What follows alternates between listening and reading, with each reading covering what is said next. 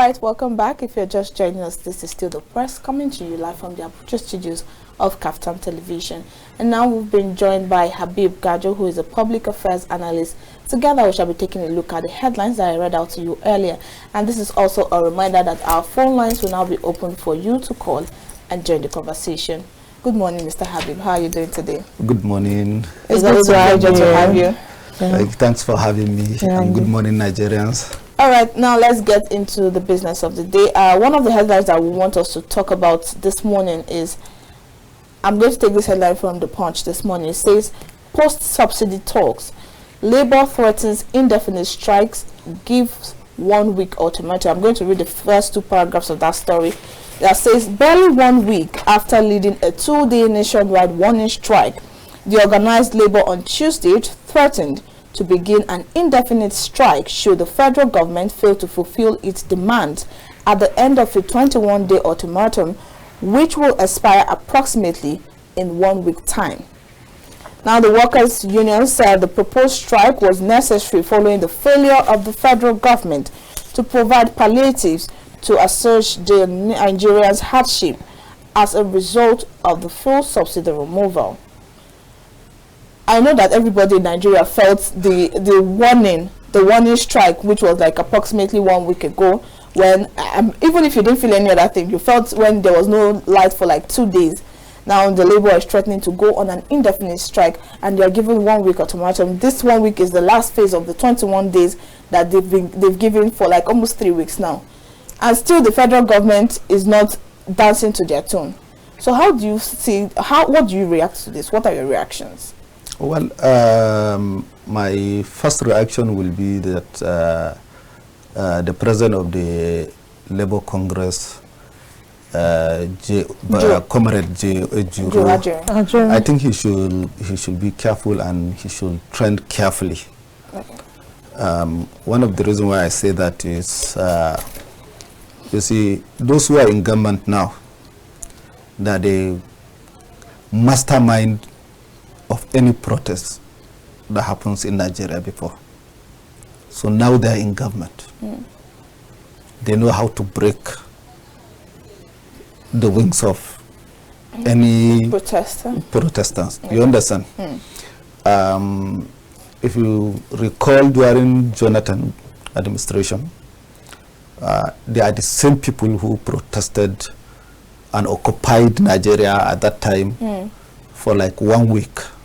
Jonathan has to retreat and change the position and continue with the subsidy.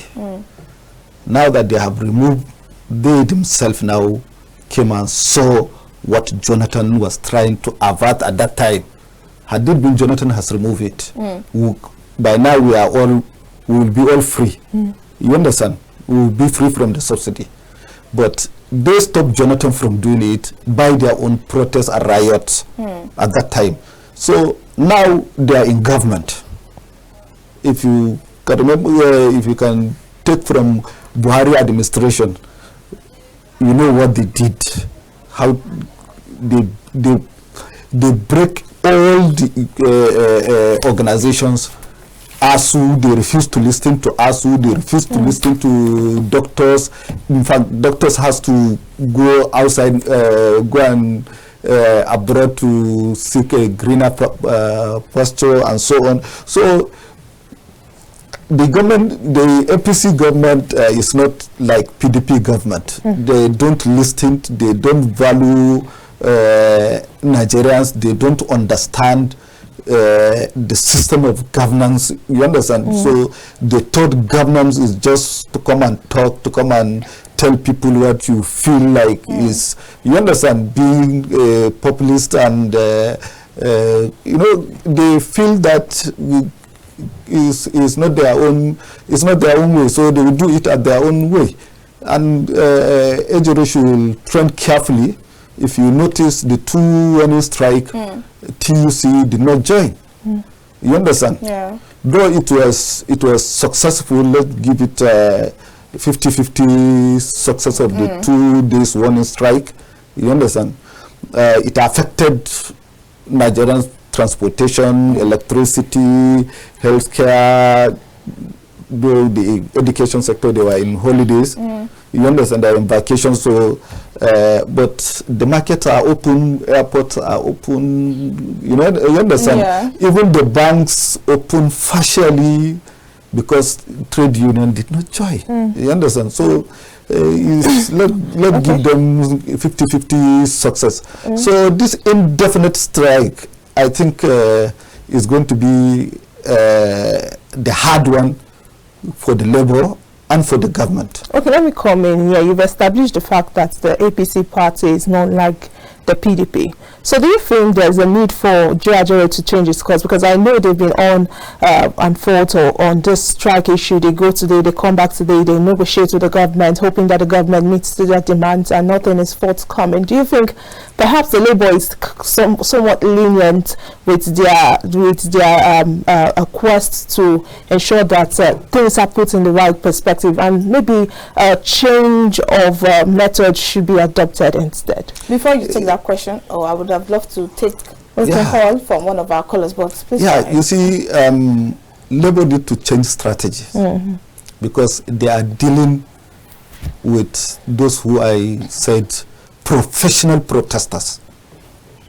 before, and now they are in government. The reason why I said APC is not like PDP. PDP listing, you understand? If you recall during Obasanjo, Senator Adam Oshomole, we all spearhead. Yes, we all know Obasanjo has to withdraw his fuel increment. You understand? During Umar Musa Yaradua, it happens.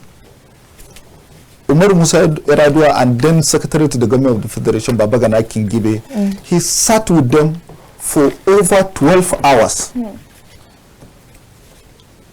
They went back, they called up the strike. Umar Musa Yaradua has to remove the increment of 76 naira per liter to 65 naira per liter. That's the first time, because what they put on the table, you understand, this is our consumption, this is the price, this is the then we refine, some of our refineries are working, this is what we refine and this is what we export. So if you put together, this is how it's going to be. So the then government of Umar Musa Yaradua adopted NNPC filling station, NNPC trucks, NNPC, and it terminate the queues and so on and stabilize the price. If you can remember then when the press was saying President Umaru versus President Umaru, then it was the president of the Labour Congress is also Umaru. You understand? So two Umars are, you understand? So it was successful then, and when ASU went strike, Erdogan now sat with them and told them to go back before he listened to them. And they agreed, they called up the strike, he sat with them, he looked at it, he signed that agreement that up till today is where the ASU is calling for the implementation of that 2008 agreement. That 2008 is the document that Umar Musa Yaradua signed, and that is why ASU went back to class. So now that these are the people in government, you understand? We have seen how Buhari ignored everybody for the 8 years. All right, before we continue on that, let's take this call. Hello, good morning. Hello, good morning. Good morning. Good morning to you. How are you doing today? I'm fine. Please go ahead and make your contribution. We can hear you. It's Collins from Otukpo State. Good morning, Mr. Collins. Good morning. You see, like how the analyst was like saying, I want everybody to just be aware now that we don't have Labour president. Because the crop of Labour president and the TUC are also called, they are all being buy out. Just like there was a program that was going on was last week also. The same thing has happened within our military and our paramilitary. The people at the helm of power that are supposed to take decision on how the things and the suffering will be known to the entire powerhouse. I will take them as power because the politicians now elected at the powerhouse. That is why if you look at the tribunal now, so many senators' house of rape, they are being dropped due to their tribunal meeting saying oh blah blah blah, which they are quoting laws from here and there. And some are being retrieved, some are being brought down. So what am I saying? Listen, we don't have labor any longer. If we are looking up to labor that they are going to protest or they are going to agitate concerning the pains and the agony the masses are facing, let's just forget about it. All right. What I want us to know and to do is just to pray to God. If God will change the minds of our leaders, very good and fine. But if He would intervene by Himself, good and fine. Because I don't see youth eager to stand up just like other nations. So let's just put everything into the hands of God. All right. Thank you so much, Mr. Collins. Or any other people, I'm sorry. Thank you. Thank you. Back to your thoughts and in connection with what our caller has said so far, and he's saying that we should not trust labor. I'm going to put it that he said that we should not trust labor to fight the fight for Nigerians. And the fact also, let me add, that the fact that youth are not really ready to stand up. Then we had great activists, like you said, Comrade Oshomole, that stood in the front and said, we want this change. So nowadays we see youth who they're really tired. They are tired of what is ongoing in the society. Do you feel like this can also add to the issues we are having in terms of negotiations with the government? Yeah, you see, what the caller was saying is what I have said. Ejiro should trend carefully. You understand? It's high time. You are saying he should tread carefully. Yes. Our caller is saying he won't even tread at all. That's where I'm going. Okay. You see, when the trust is no longer there, you understand? Yeah. Definitely you are bound to fail. It's Nigerians that support the movement of the labor, the strike and so on. You understand? But if Nigerians feel distrust with the labor, then definitely, even if they go to strike, it won't affect or it will not have an impact on it. Back to your question, because it's also related to what the caller asked. I said is to change strategy, to form, to bring, though part of your question is their demands are genuine. You understand? They are genuine. You can't understand that a poor man, an ordinary man, a civil servant will receive a palliative of 13 people, 12 people per bag, and while the National Assembly members, one House of Rep or Senator is earning 100 million and over 100 million is and prayers in their email. You understand?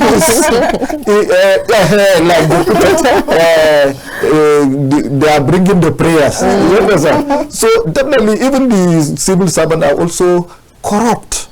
You understand? Labor supposed to be part of this palliative. Let me give you an example so that you understand what you to clear your doubt.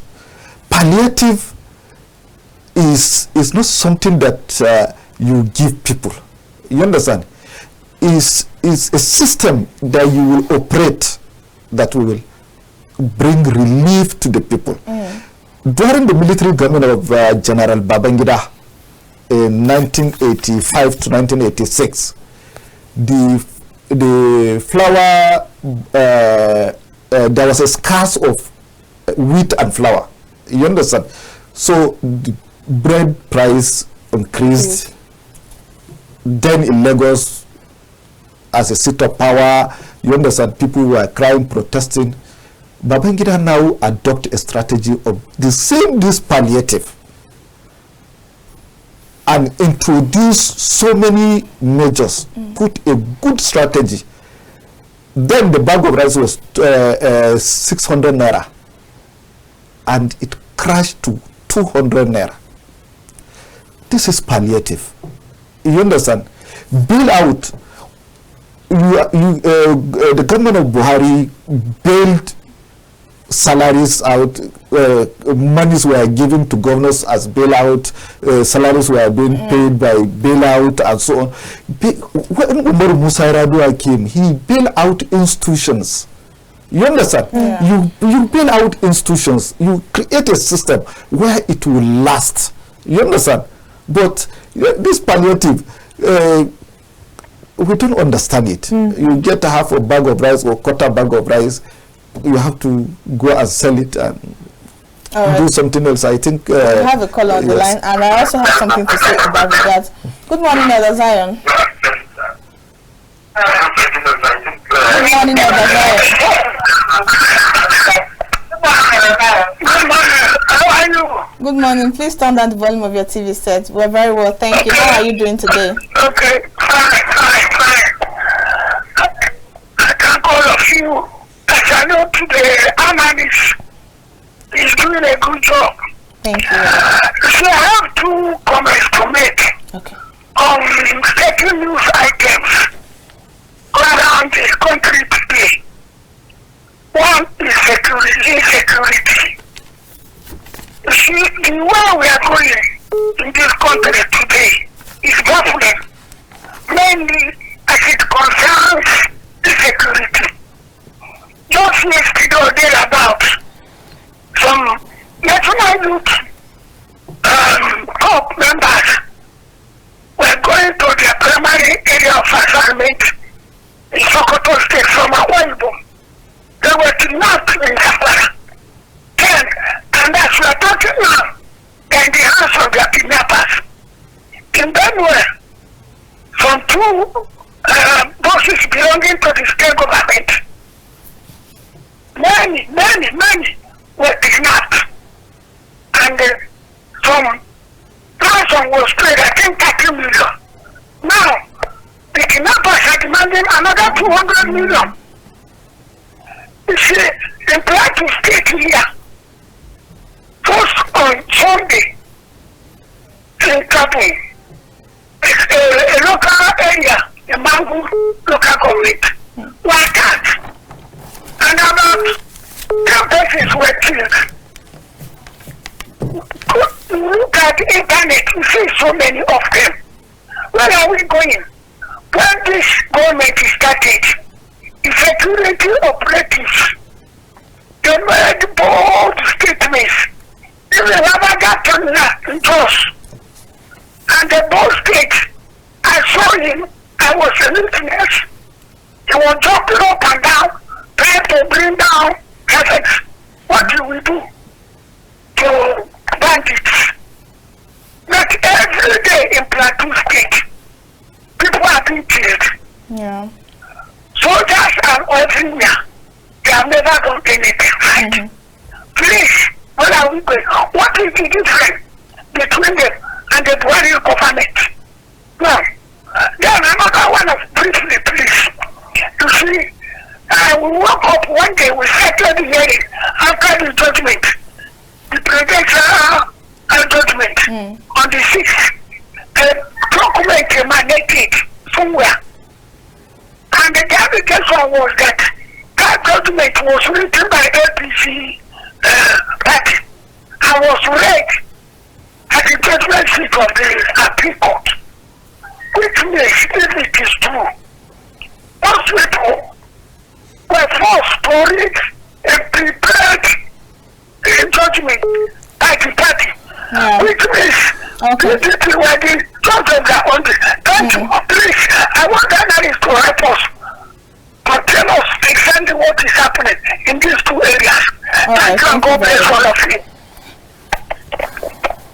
good morning. Hello, good morning.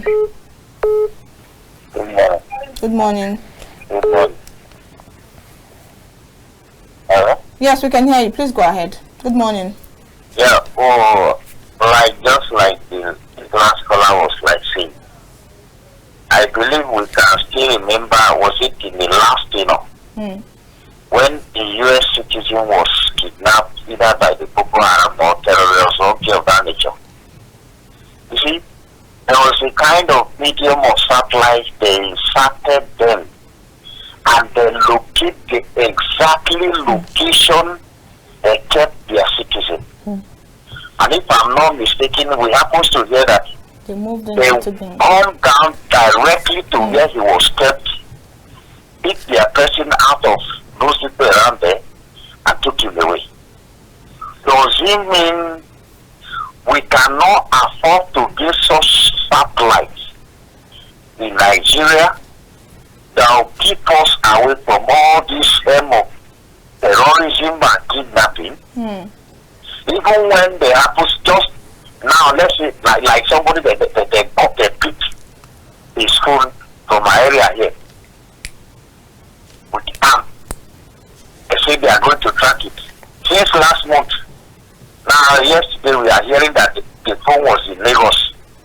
That is a tracker. They say the person with the phone is in Lagos. And we are supposed to hear this morning that they have caught the person in Lagos. If we have all these devices, why can't we put it in use? This kidnapper, if they catch somebody, they must demand for a ransom. And this ransom, despite the fact that say they don't need any security agents before they got their money to them, at least the location they are, where they give phone to the person they caught, why can't we just give the location? Is that person beneath the earth? We can put stop to all this thing when we got all these devices, this satellite in place. All right, thank you so much, Mr. Collins. Why many a times I don't want to comment on those issues because it has become a common something. Okay, at least this physical something we don't have roads now. There is no road network. Yeah. Come to I'll cover it tomorrow, and if it is this line that you are using, I'll send the video to you. Okay. Come and see the express. There is no road. Thank you so much. Big lorries are diverting through street now. They are hitting Okada and old women, killing them. All this happen. This government, I don't know what to see. It's not starting from now, even from the last tenure. There's the same big crop of people holding this government. There is no change in it. Somebody that is a governor now become a minister. For what? All right, is there no competent people? Thank you so much. Is there for no youths that are competent? I don't want to say much. All right. So many people are angry and I pray let God just intervene, just like I've seen. All right, thank you so much for your contributions. Thank you. All right, before we move into the issues of insecurity, like most of our guests have raised, because we're talking about the issue of palliative. And for me, I want to believe that the kind of palliative that you are hoping that the government should put into place when we're not sharing bags of rice and spaghetti and all of that should be palliative that we can work with, something like what they do in Lagos, what they just did in Lagos, the Lagos Blue Rail. That's working, and people are paying like half of the price to get to their destinations with that. So it takes time. My question now is, are we giving this government enough time to do the work that we are hoping that they do? You see, the Lagos Blue Line is not part of the palliative. You understand?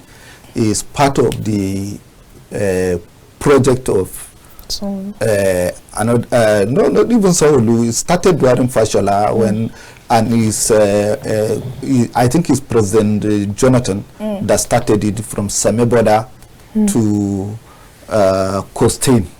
It ends in Costain. You understand? So to reduce the traffic and so on, and to boost the ECOWAS trade, trans-border trade, you understand? That's what the Blue Line is. But when we come to the palliative, Sandra, let me tell you, Do you know what Governor Obaseki did when subsidy was removed? He did a lot. His palliative is he transformed those buses into CNG. You understand? And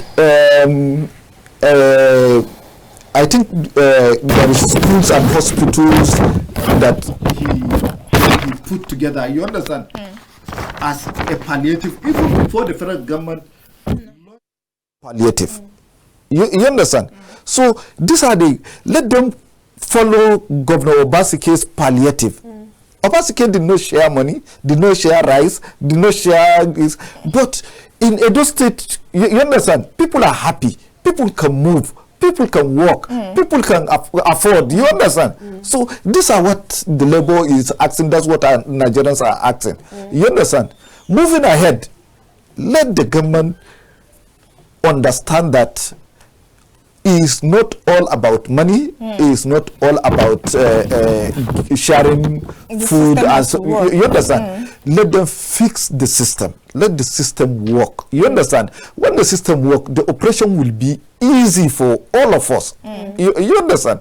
So these are the things. Okay, before we go into security, I want to ask one point. It's been said that continuity of government, which most of the government that comes into power lacks, is one of the issue we have currently. Like you said, the Lagos Blue line was not even an initiative of this government or Sanwo-Olu, well, an initiative, but Sanwo-Olu and other governments that came in actually continue in the same line. Perhaps if there's this mentality for continuity of government by predecessors, maybe the narrative of where we are, because when a government comes into power, it seems as if they're starting all over again. They bring in new policies, they cannot continue. So do you think in a way that if there's a continuity of government, it will help to ameliorate the sufferings Nigerians go through whenever a government emerges into power? Yes, continuity is the key. You understand? It's a key to success of every government. You understand? That is why you have to work with your successor. You understand? You see, when President Jonathan accepted defeat, you understand, he supported Buhari. Buhari completed Kaduna Abuja rail. You understand? Even the metro lane in FCT that is hanging up to now, it started during Jonathan. Buhari put effort on it. You understand? But because of too much corruption in the FCT administration, as Wiki said, and so on, back and front, inflation of inflating the contract award and so on. You understand? That is why it hasn't up till now. Lagos Ibadan Expressway, it started when during Eradua. Buhari completed it. You understand? Today people are benefiting on it. You understand? Definitely continuity is the key, is the answer to any economic development of any nation. You understand? So I think President Tinubu should also follow the way. If he cannot create his own, he should continue. Look at Niger governor. No, that bridge. Okay. It has been hanging for years. It's corruption that was stopping the work. You understand? Buhari came and brought Abacha loot and pumped into that and today we have Niger Bridge. You understand? So that's how to do it. You understand? If you look at what they call Emefiele and who the DSS are investigating, they found 6 trillion in a private Olam investigation, Olam saga or Olam gate. 6 trillion in an individual account, one single account of individual, 6 trillion. You understand? So those kind of money, you confiscate it, you put it where it will work.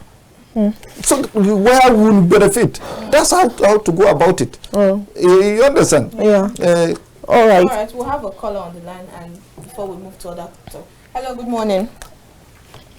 Hello, good morning. Good morning to you. How are you doing today? I'm great. I'm calling from Lagos.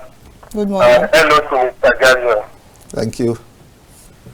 Yeah, well done with your analysis. I really enjoy it anyway. One thing I just want to call, based on some of the things some of the callers made mention, issue of security and economic and the rest. We do respect with the present president and the government. I'm not referring to any government, but I'm referring to Nigeria itself as it is. And you see, we as people, we don't actually completely love ourselves, be it in the religion or ethnic term.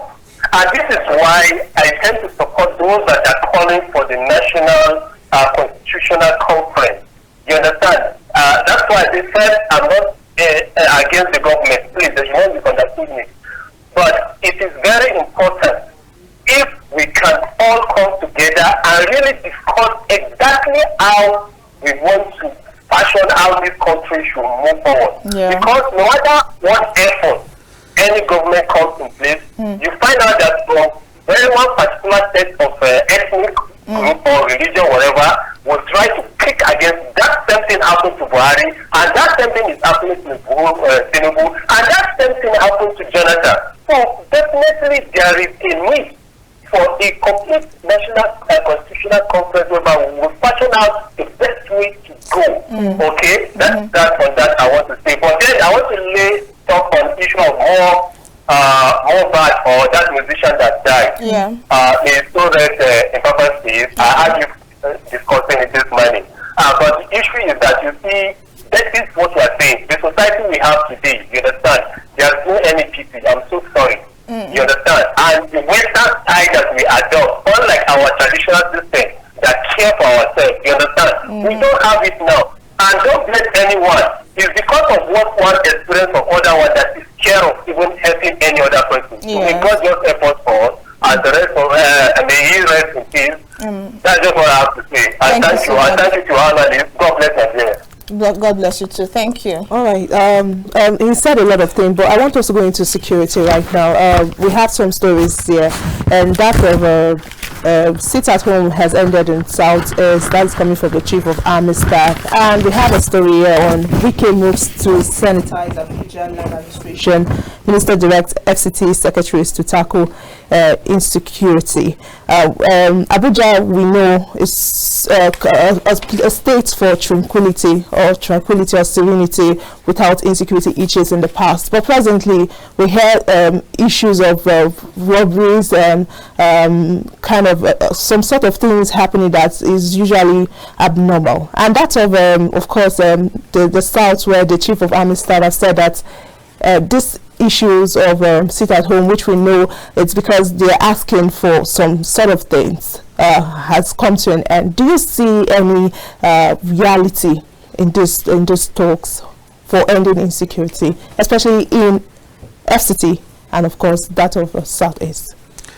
You see, the difference between the insecurity in FCT and insecurity in some part of Nigeria is FCT is people that are coming to attack, you understand, in order to hurt the government or to discredit the government.